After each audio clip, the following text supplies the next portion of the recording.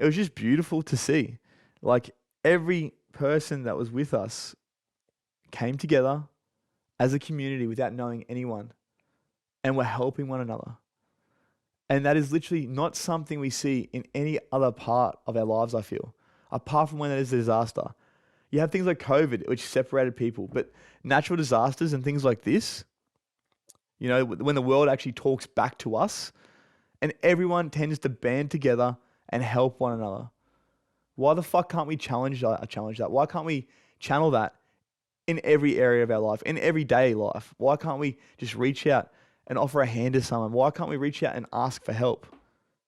This is where the world is going wrong, I believe, because it takes something like a natural disaster, a tornado to rip through Mount Tambourine, for the community to come together and work with one another.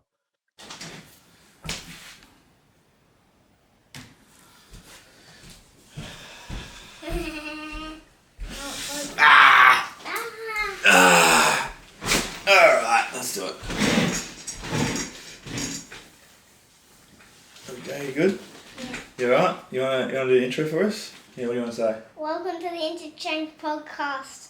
You can say it a little bit louder in the here. Welcome to the INTOCHANGE podcast. And thanks for joining us for another week.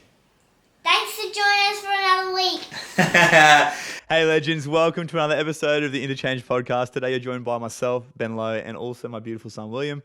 And I'm going to be talking about a bit of a personal experience that happened quite recently, actually. It was on Christmas Day. But before we do that, as always, I do have a small request, and that is if you have been enjoying the podcast, even just the slightest little bit, I want you to share this with just one of your friends that you feel will get value from it. But also, don't forget to hit that subscribe button, because the more people I get that subscribe to this podcast, the more traction we can get, and obviously the bigger and better guests I can bring for you guys, and the more value I'm going to be able to deliver. And that's what this is all about.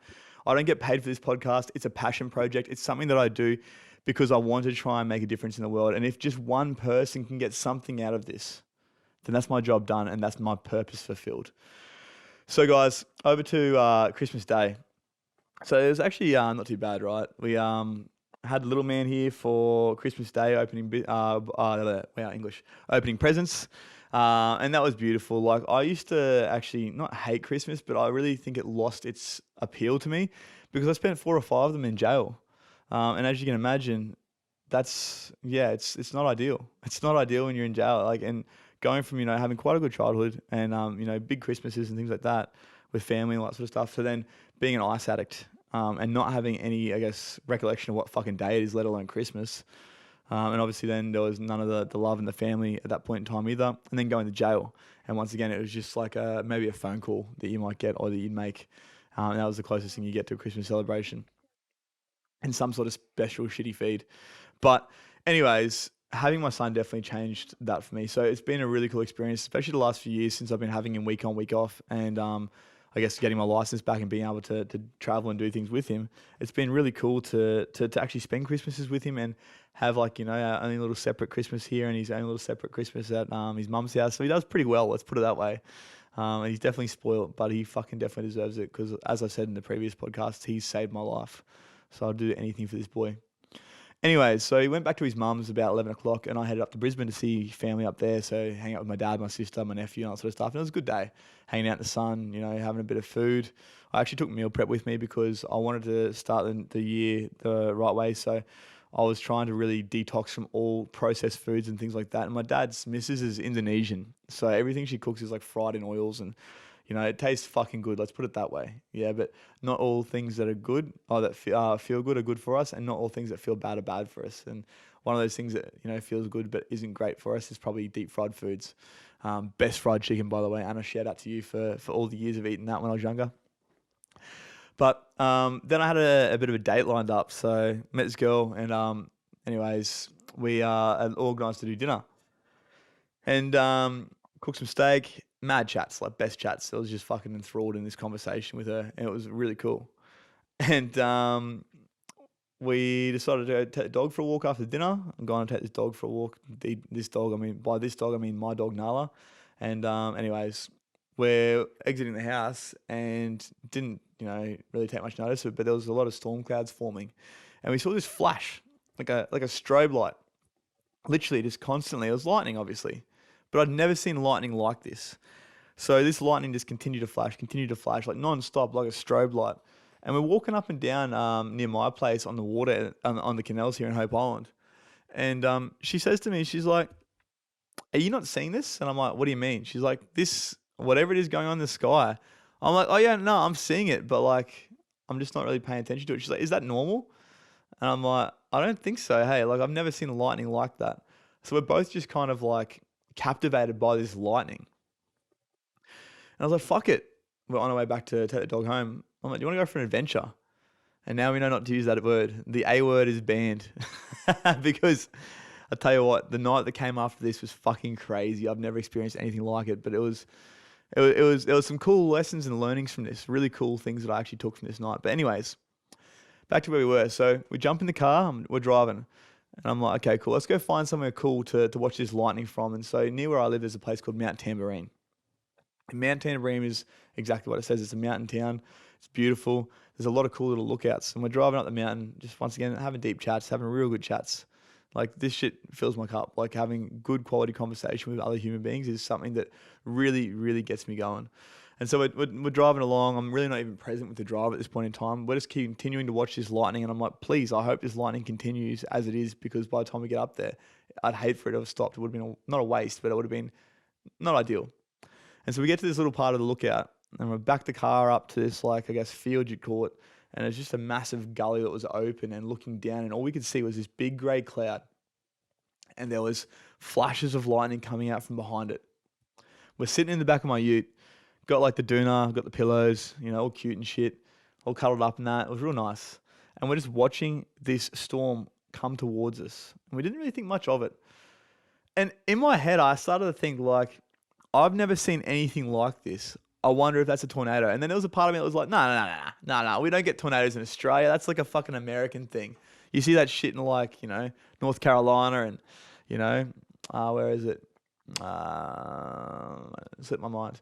Anyways, so we're sitting there, we're chatting, and it was such an eerie thing because we're actually talking about the power of the universe and I guess how we are literally just these tiny little insects. And a thing that really comes to me sometimes when I'm skydiving is if we zoom out for a second and have a look down at the world and realize that everything is so small.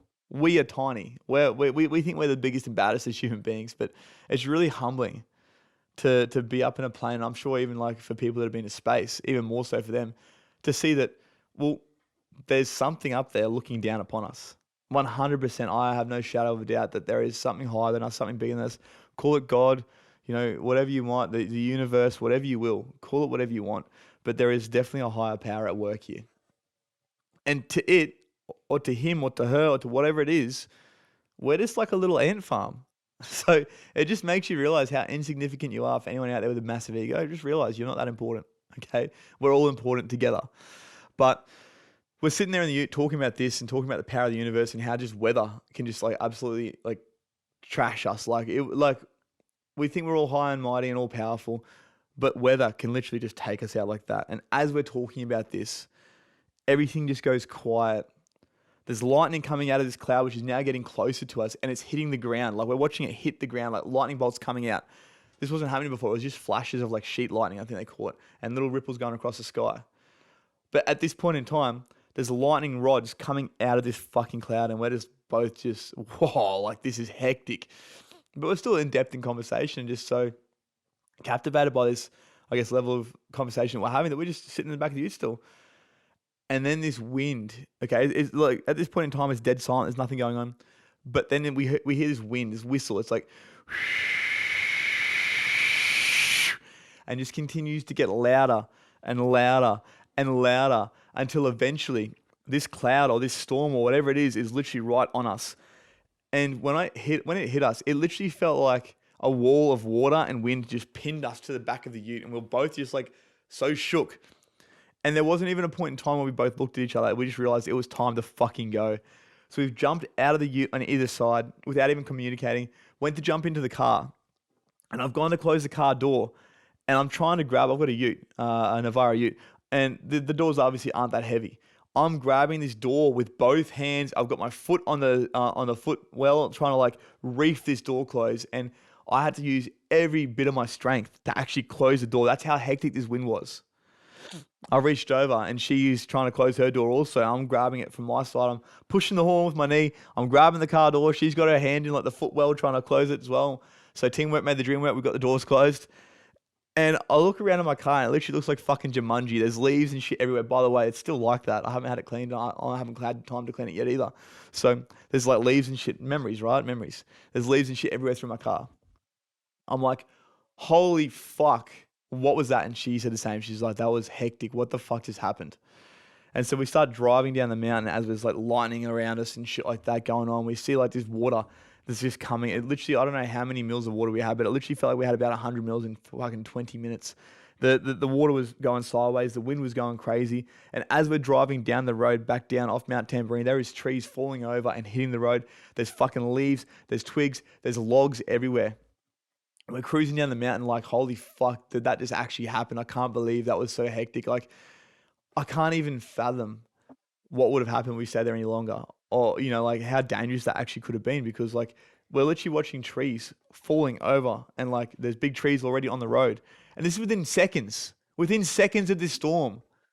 Like it hasn't been going for like 10, 20, 30 minutes an hour. This is within seconds. The power of this fucking storm. They said there was up to, especially on Mount Tambourine, it said it was one of the worst hit places. Fucking, of course it was. And it's still without power. Mount Tambourine, they think, will be without power now for a very long time. Weeks, they reckon. And there's trees everywhere. It's it looks like a war zone. But within seconds, there was 200-kilometer winds, they say, that hit. And apparently now it actually has been. Well, actually, I'll go there in a second. And so we're driving down the range, same way we came. Trees everywhere on the road and all that sort of stuff, trying to just make sure we get down the road. And obviously there's cars in front of us because there's other people there doing the same as us, watching this storm roll in. And there's other people behind us as well. So we're all moving along slowly, hazard lights on, just trying to make our way down this mountain. And the thing is, a tree could have literally hit us at any time. It's pretty fucking dangerous when you think about it.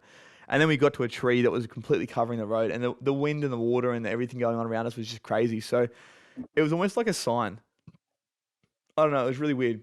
This tree almost fell perfectly across the road, and to our left, there was a driveway taking us up to like a warehouse, which I think was a vehicle testing site for roadworthies or something like that. But anyways, there was about, 3 cars, 4 cars in front of us, 3 or 4 cars behind us. And we all just sort of at once went up this road and pulled up there and sat there and waited the storm out. And so let's say 10, 20 minutes passed, 30 minutes passed, and we're just both looking at each other going, this is crazy. This is actually crazy. I can't believe this has happened. Like, whoa. In awe of just what's happened. And eventually the water sort of starts to calm down. And I look at her and I'm like, hey, should we go and check out and see how stuck we actually are? Because this tree was fucking proper across the road. It was a pretty big tree too, like probably about yay-sized trunk.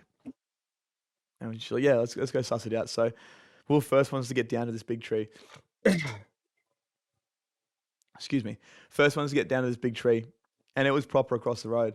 And so I've jumped out. And I was like, fuck it. I'm just going to start trying to yank this car off, this tree off the road, see if we can get down this mountain. And so I started reefing this tree, just leaf by leaf, bit by bit. And 4 or 5 other boys, Kiwi boys, all jumped out. And there was a couple other lads there, all jumped out and just came together without even a word of communication. And they just started helping. So they were helping me to pull all this stuff off the road. And we eventually got rid of the first tree. We got past it and started making our way down the mountain. And I think a few people had already been in contact with other people down the mountain. And I think there was other people that had come up to us that were stuck in between a few trees as well. And they told us that, there was no way we were getting off this mountain tonight because there was trees all over the road. Anyways, in my head, I'm thinking, never say never, number one. And number two, we've just moved this fucking tree. If we all work together, we'll be able to move this shit. And so we started making our way down the mountain. And every tree we came across, boom. Boys, we had like the boys in the back of our ute, like literally like these Maori boys were in the back of the ute, hanging on the side steps. It was like a little fucking cleanup crew. We've all just cruised up to the next tree. Right, boys, we'll jump out. And at this point in time, I was in the passenger seat too. She was driving because, that way I could just jump out and move these trees with everyone else. We started moving these trees. And I don't know how long we were on the road for or how long we were on the mountain for. I think it was about 6 hours we were actually stuck there. But maybe an hour or so, maybe an hour and a half, we'd been stuck so far. And we get down the mountain. We've moved, I don't know how many trees at this point in time. And it was just beautiful to see. Like every person that was with us came together as a community without knowing anyone. And we're helping one another. And that is literally not something we see in any other part of our lives, I feel, apart from when there's a disaster. You have things like COVID, which separated people, but natural disasters and things like this, when the world actually talks back to us and everyone tends to band together and help one another. Why the fuck can't we challenge that? Why can't we channel that in every area of our life, in everyday life? Why can't we just reach out and offer a hand to someone? Why can't we reach out and ask for help? This is where the world is going wrong, I believe, because it takes something like a natural disaster, a tornado to rip through Mount Tambourine, for the community to come together and work with one another. Hey, hello. Sorry for interrupting your podcast, but I just wanted to quickly jump on and tell you about the must-have personal development tool for 2023, and it's called the Happier, Healthier You Journal. So I'll take you back to about 6 years ago. I'd just gotten out of jail for the last time and was starting my journey of personal development and growth. There was heaps of gurus, heaps of information available, but so much so that it became confusing. So I came up with the Happier, Healthier You Journal to help you to navigate what can be an absolute minefield. From the very get-go, you open the page and it'll challenge you to dive deep with self-assessments, daily activities, and check-ins to figure out exactly where you're at, where you'd like to be. And then from there, the journal becomes the tool to help you to bridge that gap.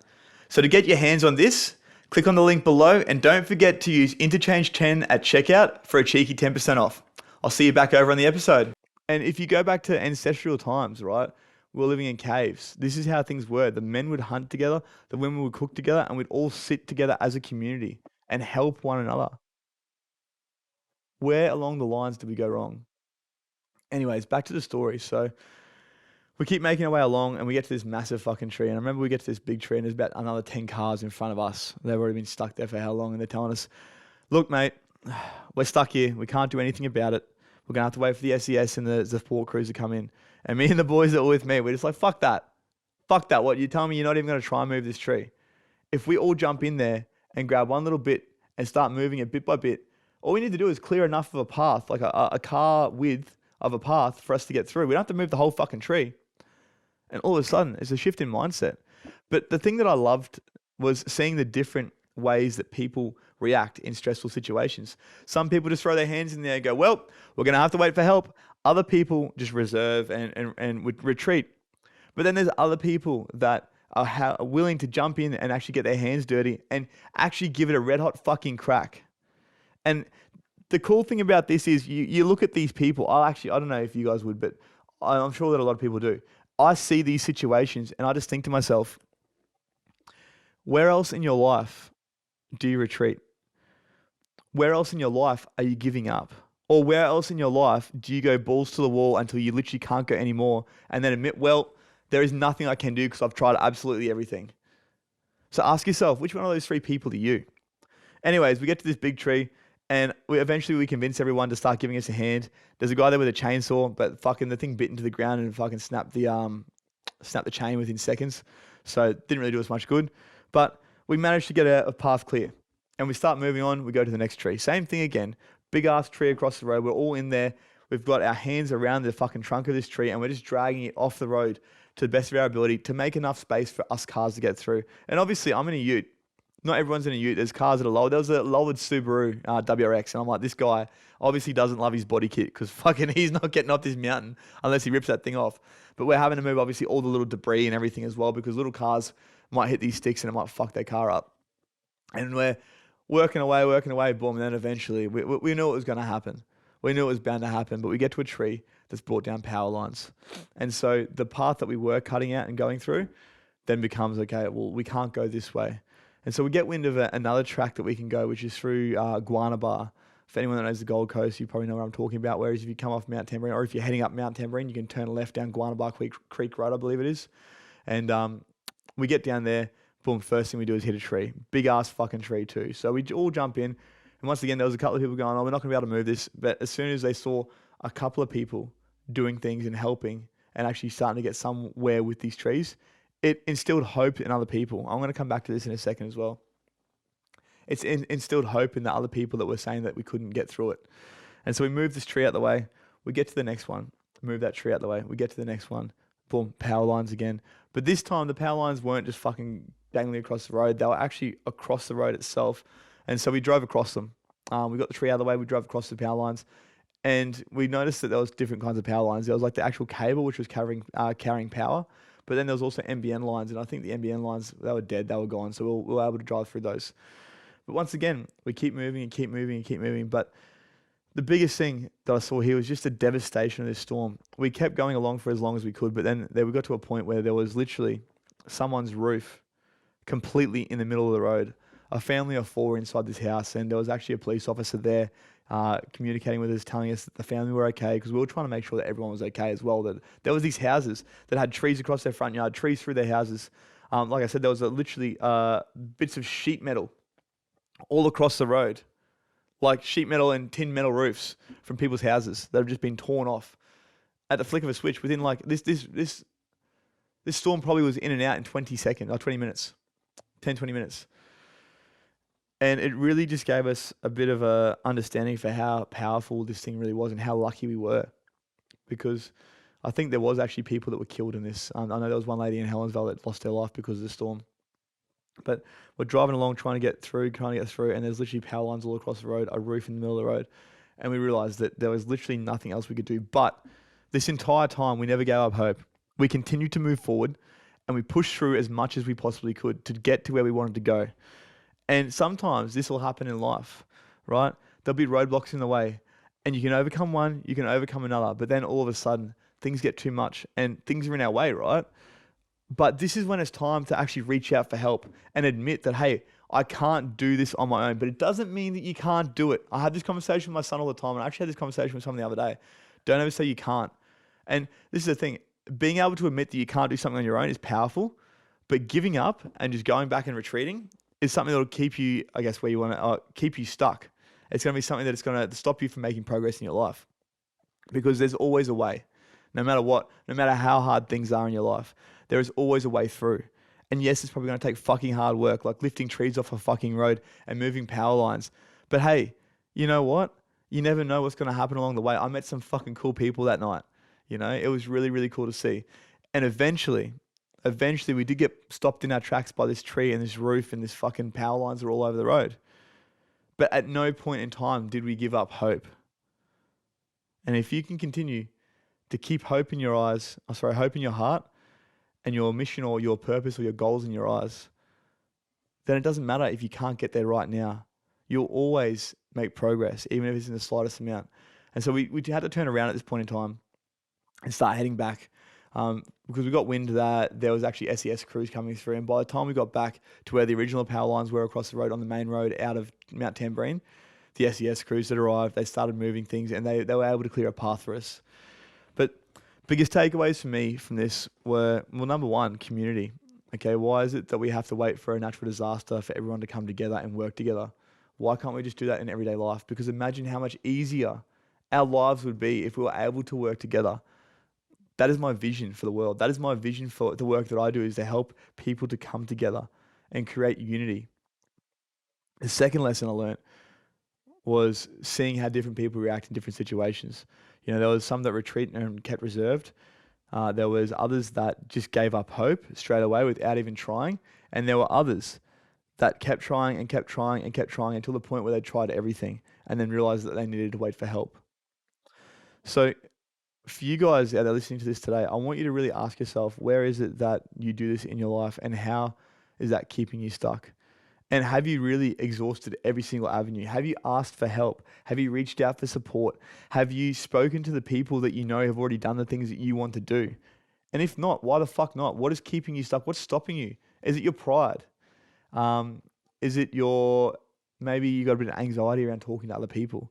Or maybe it's not knowing where to go or what to start with, right? Not knowing where to start when it comes to actually making changes in your life or making progress towards your goals. But hey, you got to start somewhere, because at the end of the day, if you don't take action on whatever it is you're trying to achieve, and you just keep sitting there thinking, I've tried everything, maybe you tried one thing and it didn't work out, try something different, all right? Because the only way that you ever fail at everything or anything in life is if you try and you give up. Whereas if you try and you try and you try again, you might learn 10, 15, 20 ways that something doesn't work out, but I can guarantee that if you keep trying and it is meant for you, things will eventually work out and you will find that one way that works. So don't give up hope. Keep hope in your heart and your mission in your eyes, and I can guarantee that life will be so much better for you. Anyways, legends, that was my Christmas Eve. By the way, it was the best first date I've ever been on. I definitely reckon core memories, right? That's not something you're going to forget anytime soon. Like, how do you top that? Anyways, legends, I hope you all have an amazing week, year, day, month, whatever it is. And I'll see you on the next episode. Peace.